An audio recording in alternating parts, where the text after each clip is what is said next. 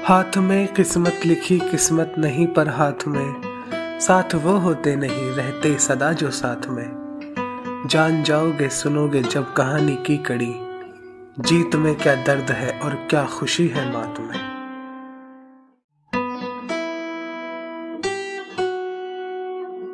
Can I hold your hand, एक खूबसूरत एहसास, कोमल अग्रवाल की कलम से निकला उपन्यास।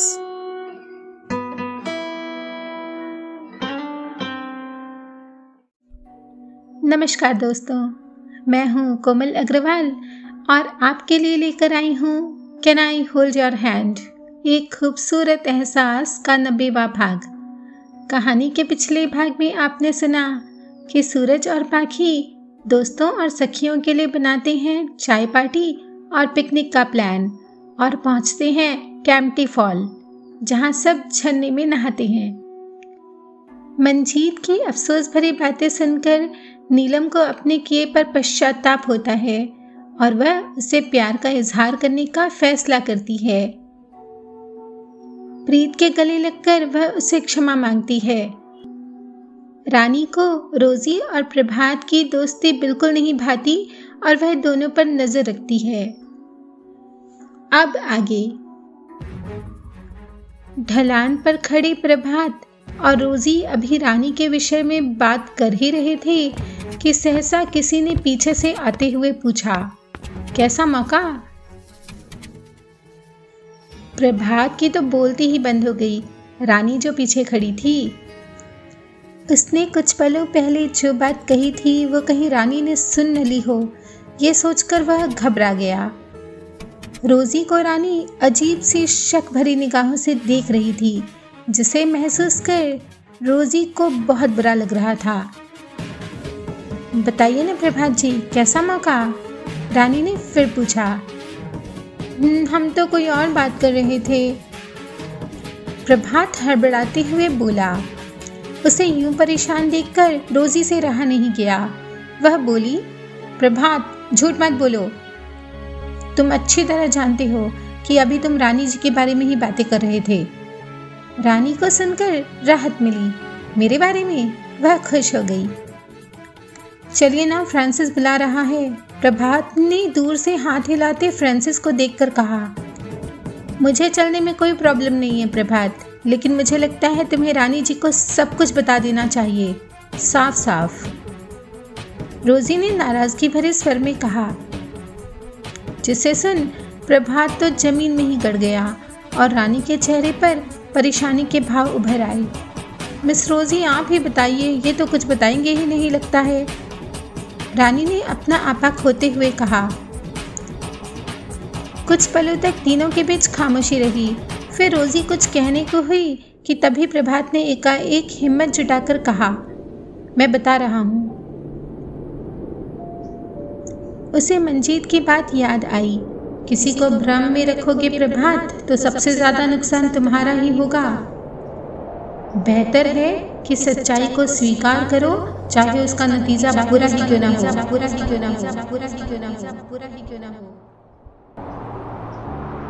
प्रभात ने फिर हिम्मत जुटाई और कहा, रानी जी सुनिए, मैं बहुत शर्मिंदा हूँ कि मेरी माताजी ने आपको झूठे सपने दिखाए, और इसलिए भी शर्मिंदा हूँ कि मैं आपसे पहले ये सब नहीं कह पाया। यकीन मानिए, मैंने बहुत मौके तलाश किए पर आपसे कुछ कहने की हिम्मत ही नहीं जुटा पाया।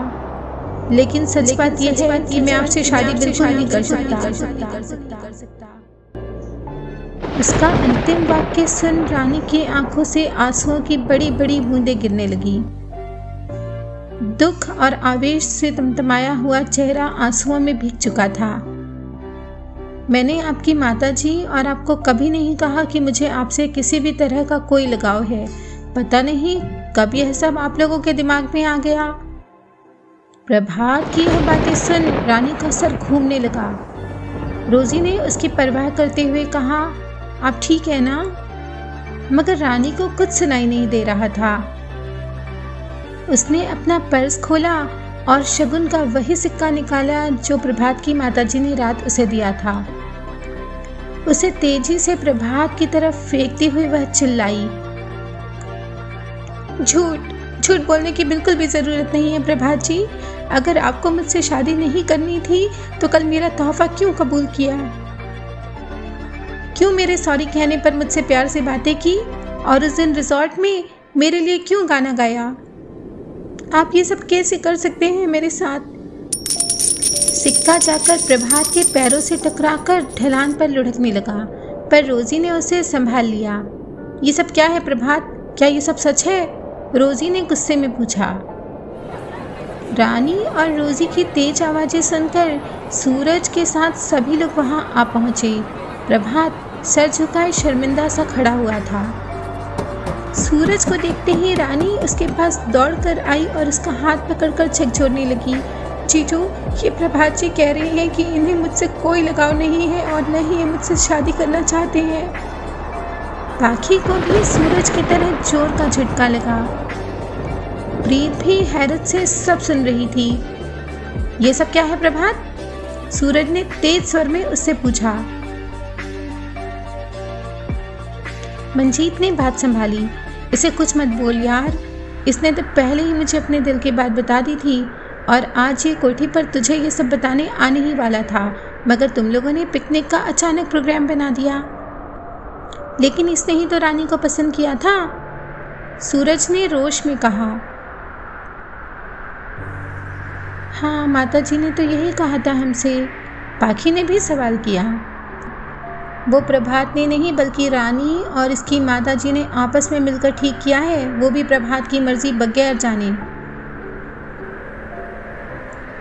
और कल का हादसा, वो तो प्रभात को मालूम ही नहीं था। मंजीत ने साफ साफ बात बताई। लेकिन डिनर पर इसने ही तो हमें इनवाइट किया था रानी के रिश्ते के लिए, सूरज ने कहा। इस बार प्रभात से चुप न रहा गया। डिनर पर मैंने रानी जी को नहीं, आप सभी को बुलाया था, भाभी की मुंह दिखाई करने के लिए। इसलिए मैंने सोचा कि मुंह दिखाई भी हो जाएगी और मेरी माता जी से आप सब मिल भी लेंगे। रानी सन्नी खड़ी सब बातें सुन रही थी। उसका चेहरा बुरी तरह लाल पड़ गया था। इतने लोगों की उपस्थिति में उसका ऐसा अपमान। जीजू, पाखी दीदी, इनसे पूछिए कि रिजॉर्ट में इन्होंने क्यों कहा था कि जो गाना इन्होंने गाया है वो मेरे लिए है। प्रभात को काटो तो खून नहीं, वह अब बुरी तरह फंस चुका था। लिली और फ्रांसिस भी आकर तमाशा देखने लगे। मैंने गाना आपके लिए नहीं किसी और के लिए गाया था, प्रभात ने नजर नीची कर दबी जुबान से कहा। सूरज इस बार अपना आपा खो बैठा। रानी को छोड़कर वहां आर लेटर का कोई नहीं था प्रभात। मंजीत उसे रोकते हुए बोला, तो शांत रहे, अभी मैं बता दूंगा तुझे बाद में। हरीश का दिमाग तेजी से चलने लगा था। वो और वैशाली तब तक समझ गए थे कि प्रभात ने वो गाना रोजी की याद में गाया था, रानी के लिए नहीं। आर लेटर की बात सुनकर रोजी भी आशंकित हो उठी। क्या प्रभात मेरे बारे में बात कर रहा है?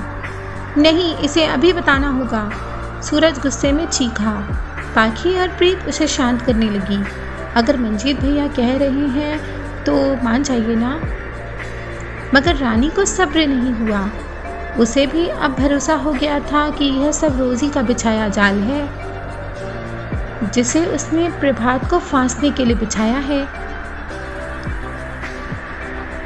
वह ताली बजाते हुए बोली, वाह क्या बात है, ये तो वही बात हुई कि बगल में छोरा और गांव में ढिंढोरा।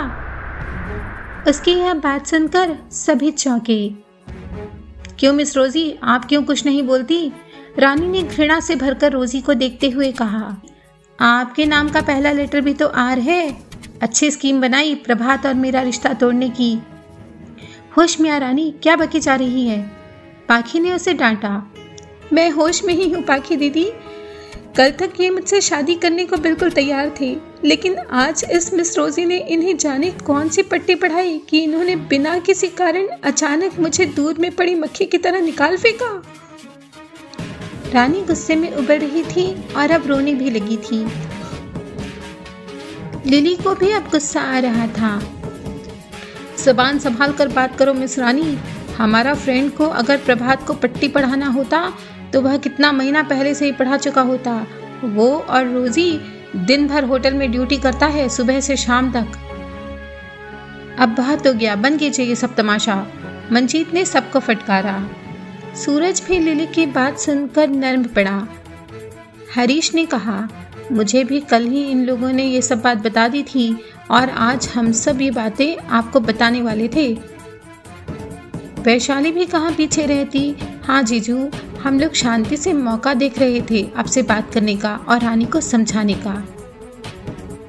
अगर हम सब इसे मिलकर समझाएंगे तो ये समझ जाएगी, यही सोचकर हम वहाँ चुप रहे। प्रभात सजल नेत्रों से सूरज को देख रहा था। मुझे माफ़ कर दीजिए सूरज बाबू, मुझसे अनजाने में बहुत बड़ा अपराध हो गया। रानी का तनाव से सर फटा जा रहा था और उसकी हालत बिगड़ती जा रही थी। पाखी दीदी, मैं घर जाऊंगी, उसने कहा, पर कहते कहते वह अपना सर पकड़कर वहीं चक्कर खाकर गिर पड़ी। हरीश ने तेजी से दौड़कर उसे संभाला, पर तब तक रानी के सर पे चोट लग चुकी थी। प्रीत ने उसका सर अपनी गोद में रखा। कुछ और लोग भी रानी को गिरता देख वहां पर आए। एक ने जल्दी से पानी की बोतल दी। उसे होश में लाने का प्रयास किया जाने लगा। सूरज ने आलू सिंह को फ़ोन लगाया, जल्दी गाड़ी लेकर चढ़ाई की तरफ आओ।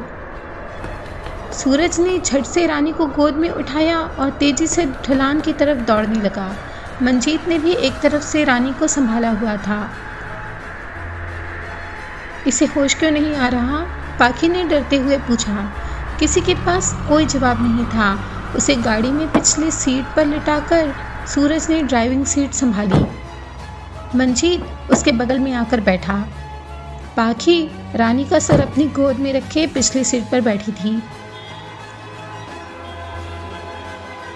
वह उसके मुंह पर लगातार पानी के छींटे दे रही थी और मुंह में पानी डाल रही थी, पर रानी के दांत भिज गए थे। मसूरी के भीड़ भरे रास्तों पर गाड़ी दौड़ाता सूरज सबसे नज़दीकी नर्सिंग होम में जा पहुंचा था।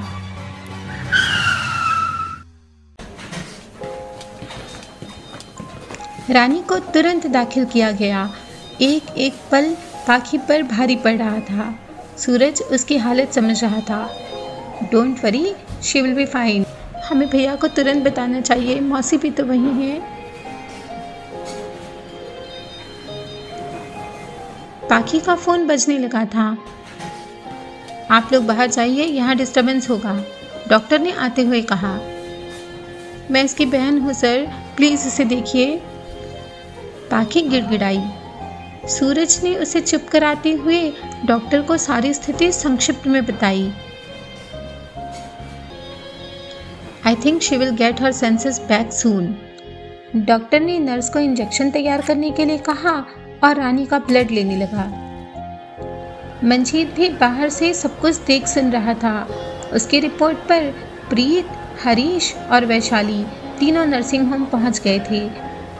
बाकी सबको वहां आने के लिए मना कर दिया गया था, मगर प्रभात फ्रांसिस के पीछे बाइक में बैठकर वहां आ ही गया। 1 घंटे से भी ज़्यादा समय बीत चुका था, मगर रानी को होश नहीं आ रहा था। डॉक्टर 3 बार उसे मॉनिटर करके निराश वापस लौट गए थे। सूरज को भी समझ नहीं आ रहा था कि रानी की बेहोशी टूटने का नाम क्यों नहीं ले रही। जाइए, सर आप दोनों को बुला रहे हैं। एक नर्स ने आकर सूरज और पाखी से कहा। डॉक्टर अपने कैबिन में कंप्यूटर पर कुछ काम कर रहा था। आपके सिस्टर की कोई मेडिकल हिस्ट्री है? उसने पाखी से पूछा। नहीं, ये तो बिल्कुल भी बीमार नहीं थी, पाखी का उत्तर आया। नो, इट्स इम्पॉसिबल, इन्हें कोई न्यूरोलॉजिकल डिसऑर्डर ज़रूर है। आई सजेस्ट कि इनके कुछ इम्पॉर्टेंट टेस्ट करवाए जाएं। डॉक्टर ने सलाह दी। आपको जो भी टेस्ट करना है आप सब कीजिए, सूरज ने अनुमति दी। देखिए, इनका ब्लड प्रेशर लो से भी काफ़ी कम था, मगर अब काफ़ी कंट्रोल में आया है। इस हिसाब से इन्हें अभी तक होश आ जाना चाहिए था, पर कोई इम्प्रूवमेंट नहीं है। इनके पेरेंट्स को कुछ न कुछ जरूर पता होगा। डॉक्टर ने अपने अनुभव के आधार पर कहा। सूरज ने बाहर आकर प्रशांत को फोन लगाया और सारी स्थिति बताई। अब आप ही कुछ कर सकते हैं भैया। प्रशांत का दिल बैठ गया। मौसी जी फोन लाइन पर आई और उन्होंने पूरी बात बताई। रानी को बचपन में भी ऐसे 2-3 अटैक आए हैं, मगर काफ़ी सालों से यह ठीक थी। प्रशांत मौसी को लेकर तुरंत देहरादून से निकल पड़ा। मौसी बड़ी बहादुर थी। आते ही उन्होंने सबको संभाला और डॉक्टर से उसकी बचपन की बेहोशी वाली घटनाएं विस्तार से बताई। इसे अपने आप होश आ जाएगा, मौसी जी ने कहा। डॉक्टर भी उनकी बात से सहमत थे। इस तरह के केस में पेशेंट भारी मानसिक आघात न सह पाने की स्थिति में लॉन्ग स्लीप में चला जाता है और तब तक उसे होश नहीं आता जब तक उसके दिमाग को सुकून न मिले। आप क्या ये कहना चाहते हैं कि ये कोमा में चली गई है? सूरज ने घबराकर पूछा। You may understand that mister Suraj, but it's the truth. ये बेहोशी 24 आवर्स की भी हो सकती है और 24 डेज की भी। डॉक्टर की बात सुनकर पाखी और मौसी जी की तो जैसे सांस ही ठहर गई। प्रशांत ने अपनी आंखें बंद कर ली और मन ही मन प्रार्थना करने लगा, हे भगवान, मेरी बहन की रक्षा करो।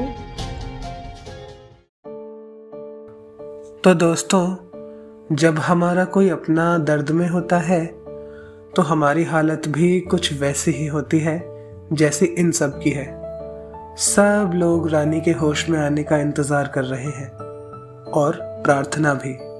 चलिए हम भी प्रार्थना करते हैं उन सभी के लिए जो दुख में है, दर्द में है। ईश्वर हमारी प्रार्थना अवश्य स्वीकार करेंगे और हमें आशीर्वाद भी प्रदान करेंगे।